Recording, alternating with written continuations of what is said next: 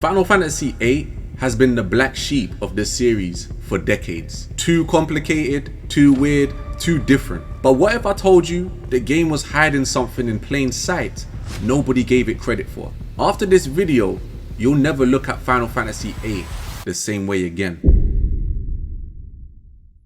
FF8 was the first Final Fantasy I ever played, so of course it has a special place in my heart. Strolling through Balam Garden to a soft melody, it really brought a feeling of peace and safety. But playing it again as an adult, something irked me about the calmness, about some of the NPCs. The garden I wished as a child I could be a part of was simply a system designed to control children. Garden wasn't just teaching them, they were shaping their loyalty, obedience, even their memory. Over the past year, I've been diving a little into geopolitics. I know I'm a nerdy, dorky buttface, and you probably want to stuff me into a locker, but let me just land real quick. Through my studies, one name kept coming up again and again: Mao Zedong.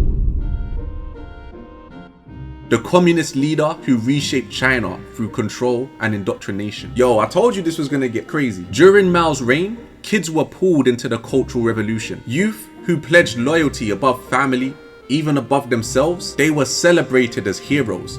But really, they were weapons, shaped to obey. And when I look at the Siege students in FF8, I can't unsee it. Sorry guys, Garden is basically Thanos. In Siege, kids aren't just students, they're recruited, pulled from homes at young ages during wars, or taken because it's convenient. They're thrown into harsh training where every day tests their bodies and minds. Missions aren't optional. Failures aren't forgiven. By the time they walk across the graduation stage, they're not throwing their caps in the air and taking pictures with mum and dad. They're already finely tuned instruments of war. Let's take everyone's favorite character for instance, Squall. From the outside, he's quiet, cold, and just a depressing character. But that's just the armor he's built up over years of isolation and pressure. Pulled into Garden as a teenager, trained to be perfect, to survive tests that would break most adults. They made him go into a cave, lava rivers, and fight the demon of fire. Bruv, he's 17. I know they do that in all RPGs, but those guys are dumb. They see a fire cavern and are like, yay, adventure. People clown on Squall for being hesitant and distant. I would have pretended I was sick too. They really got him fighting Ifrit. They like 2 o'clock maths class, 3:30 philosophy, 4 o'clock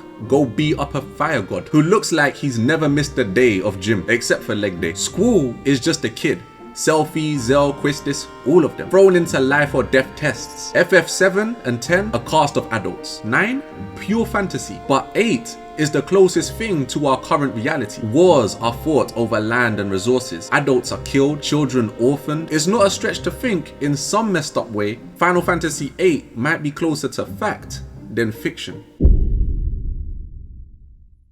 Modern politics is exhausting. One day, a politician swears they'll change everything. The next day, they're bending to the same power they claim to oppose. FF8 doesn't shy away from this. In fact, they made it the whole plot. Sorceress Edea. I had the biggest crush on her as a kid. She was a badass. I was low-key jealous of Safer. It does get a bit confusing, I'll give you that. But let's dive into how she directly mirrors politics throughout history. Most notably, JFK. Edea comes from a lineage of destructive sorceresses, each one more ruthless than the last. Sorceress Edea ruled over the nation of Esper for hundreds of years. But there wasn't any off with his head. It was, oh, you're also running for office? Okay, cool. Summon monster, eat his face. But Edea pushed back. She wanted a timeline where her powers were used for good. She ran an orphanage. If that ain't the most Mother Teresa type-ish, I don't know. But then, like any notable figure trying to do right by the people, the elites came for her. In this case, the elite sorceress, Ultimisia. She had watched Edel's reign and every previous sorceress stronghold throughout history. She saw Edea actually helping humanity and decided she had enough. Essentially lobotomized Edea, killing off the kind-hearted mother figure that raised Squall and the others, leading her to take control of Galbadia and use her powers to become the so-called rightful ruler of the planet. I don't know, am I reaching? It feels like anytime there's a world leader or politician who really seems like they're here to help, a few months later they go back on every policy, every ambition, and fall in line with what the elites and corporations want. Now, of course, I don't think there's a powerful witch controlling their minds. That would be ludicrous. But it's not that different from what Edea faced. Systems of power exist to bend even the well-meaning. She tried to protect her kids, to make a timeline better, and Ultimecia was just like, nah. Even the well-intentioned get twisted by the system. Final Fantasy VIII illustrates this point so well. Heroes, leaders, sorceresses. In the end, the system wins, no matter how noble the intentions.